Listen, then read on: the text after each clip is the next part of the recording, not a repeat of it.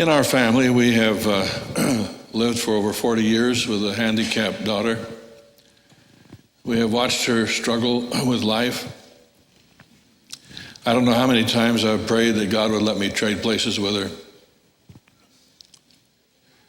She had a problem called PKU, for which all babies are blood tested these days.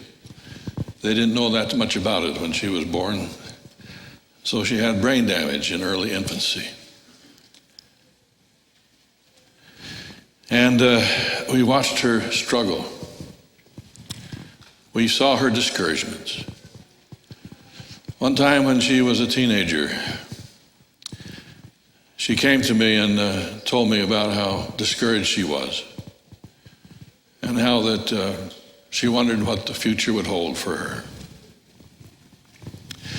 I wanted to comfort her. I remembered a sermon that I'd heard one time, and I used a little sanctified imagination.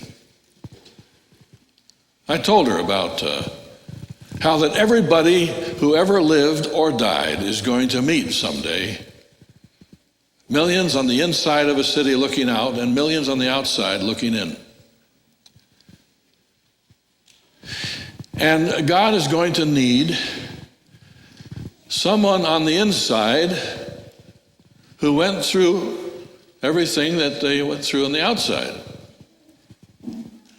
and still remained true to Him.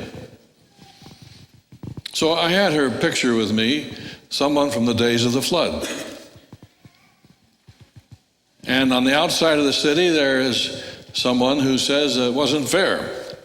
In the days in which I lived, the evil of men's hearts was bad continually.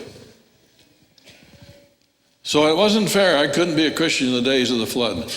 God doesn't argue. He doesn't dialogue with them. He simply says, Noah, please stand up on the wall.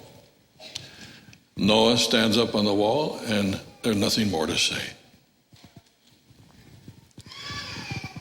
I pictured coming down to the days of Christ. And people found it hard in the days of the early persecution to live for Christ. There's someone on the outside of the city that says it was too hard for me to be a Christian. Why, I would have been stoned if I had been a Christian. And God says, Stephen, will you please stand up on the wall? And Stephen stands up, and there's nothing more to say.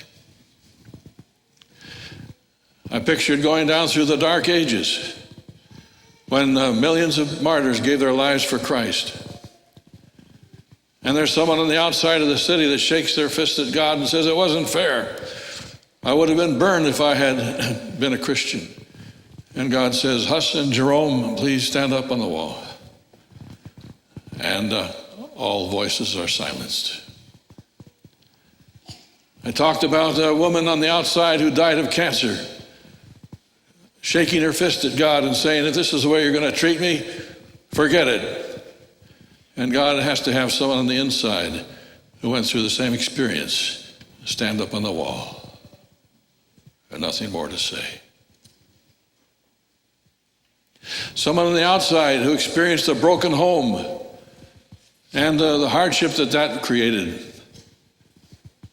And someone on the inside who went through the same experience and stayed true to God. Then I told her about a teenage girl on the outside who was handicapped and who shakes her fist at God and says, it was too hard for me to be a Christian with my handicap and my discouragement. And right at that point, my daughter said, Dad, I got it. I got it. And she was weeping. She saw the privilege of standing up and being counted among the honor guard